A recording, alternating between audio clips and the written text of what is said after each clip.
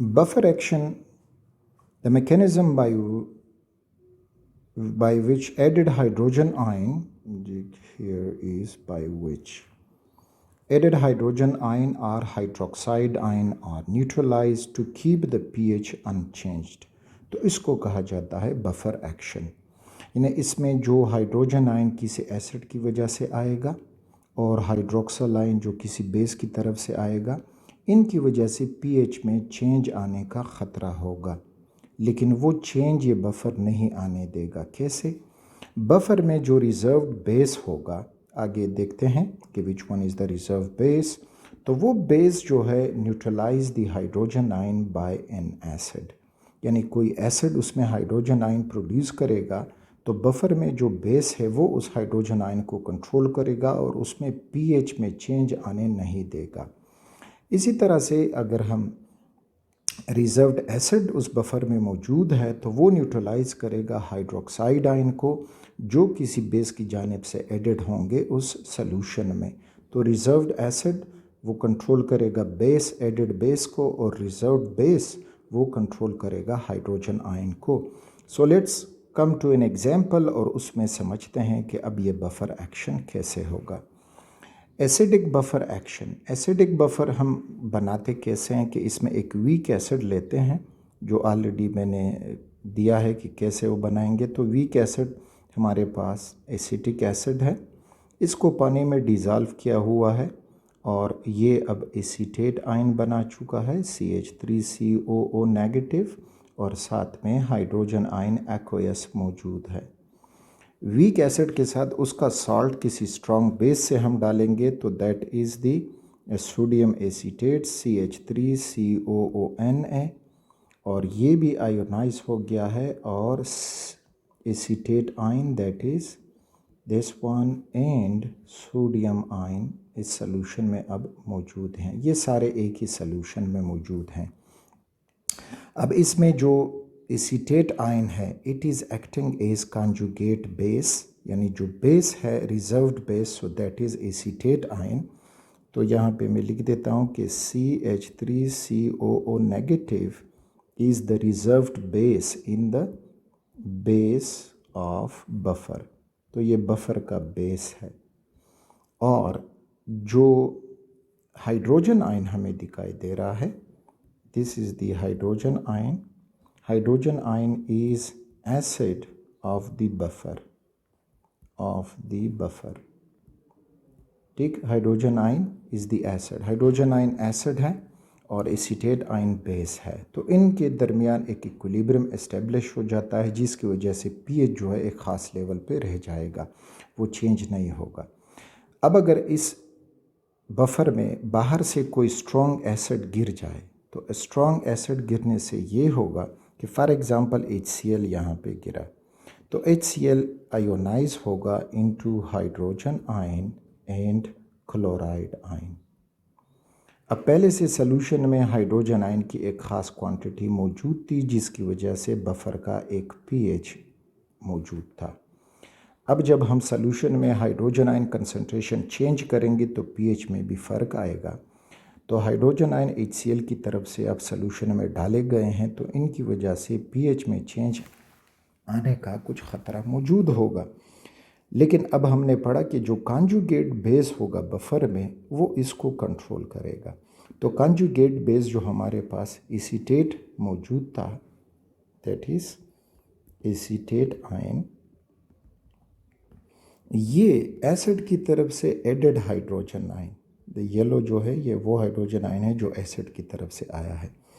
तो इधर मैं लिख सकता हूँ कि दिस बफ़र यानी जो एसीटेट आयन है it is from the buffer, और ये जो है added from the acid, added acid.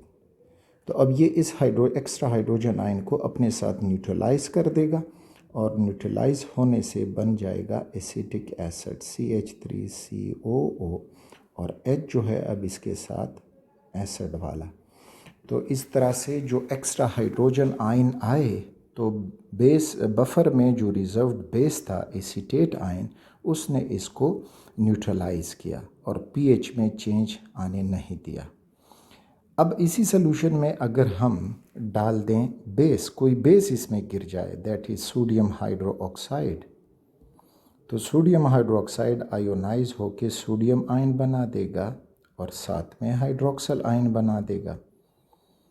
अब ये जो हाइड्रोक्सल आयन है ये पीएच के लिए ख़तरा है कि ये पीएच में चेंज ले आए, लेकिन सॉल्यूशन में अब इसके लिए मौजूद है हाइड्रोजन आयन, जो ऊपर हमने सॉल्यूशन में देखा। This solution that is the acid of buffer, यानी एसिड ऑफ बफर, बफर में जो एसिड मौजूद है,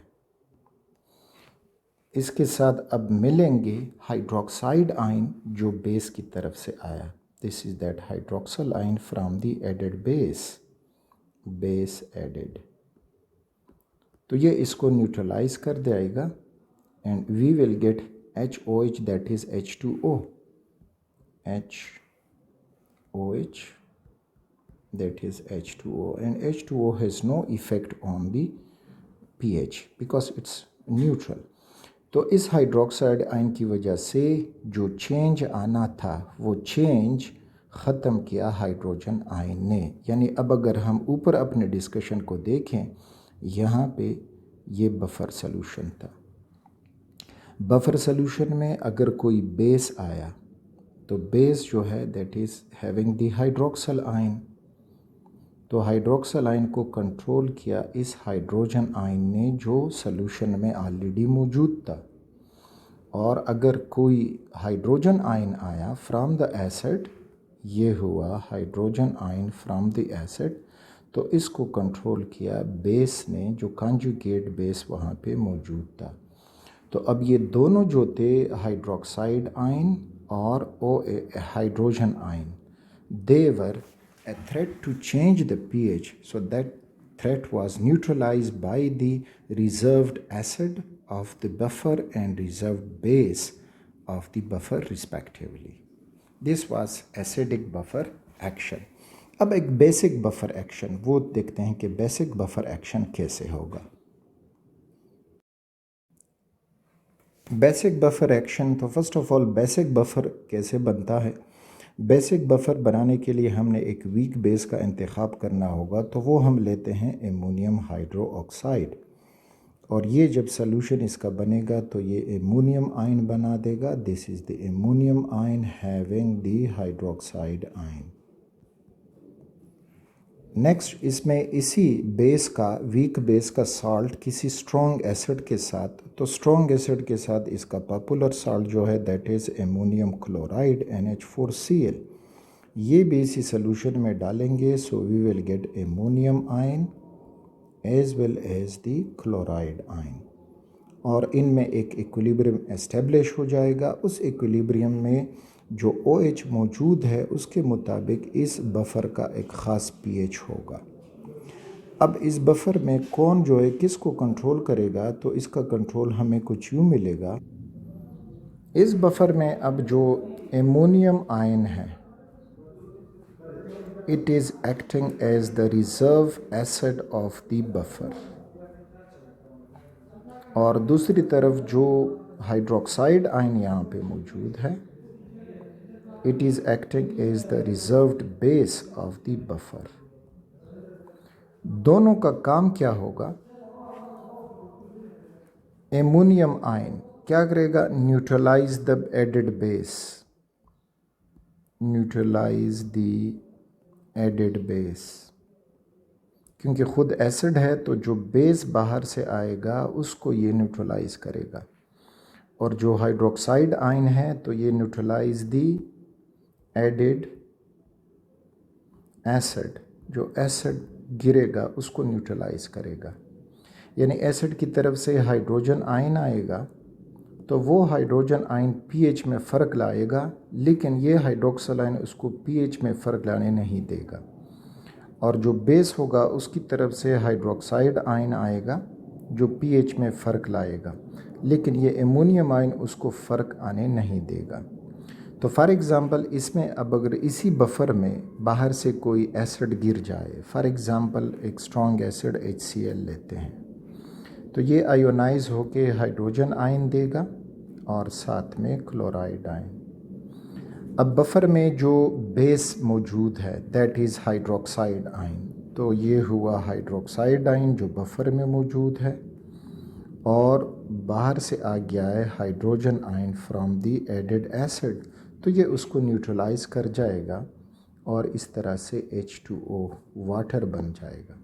तो pH जो है उसमें चेंज नहीं आएगा क्योंकि हाइड्रोजन आयन से ख़तरा था कि वो pH में चेंज ले आए, लेकिन हाइड्रोक्सल आयन ने उसको ख़त्म कर दिया है। अब फॉर एग्ज़ाम्पल इसी बफ़र में कोई बेस डाला जाए दैट इज़ सोडियम हाइड्रोक्साइड, तो सोडियम हाइड्रोक्साइड जब इसमें डलेगा तो ये बना देगा सोडियम आयन और साथ में हाइड्रोक्साइड आयन। अब बफ़र में जो रिज़र्व्ड एसिड है वो है एमोनियम आयन। एमोनियम आयन इस हाइड्रोक्साइड आयन जो बेस की तरफ से आया है दैट इज़ OH, उसको वो न्यूट्रलाइज कर जाएगा और हो जाएगा ammonium NH4 and OH from the base. तो इस तरह OH की वजह से जो pH में चेंज लाना था वो चेंज नहीं लाएगा क्योंकि उसको न्यूट्रलाइज कर दिया है एमोनियम आयन ने, that is the reserved acid of the base of the buffer sorry. और यहाँ पे जो हाइड्रोजन आयन HCl की तरफ से आ रहा था तो उस hydroxide ion present in the buffer has neutralize its action. So this was about the buffer action, basic buffer action.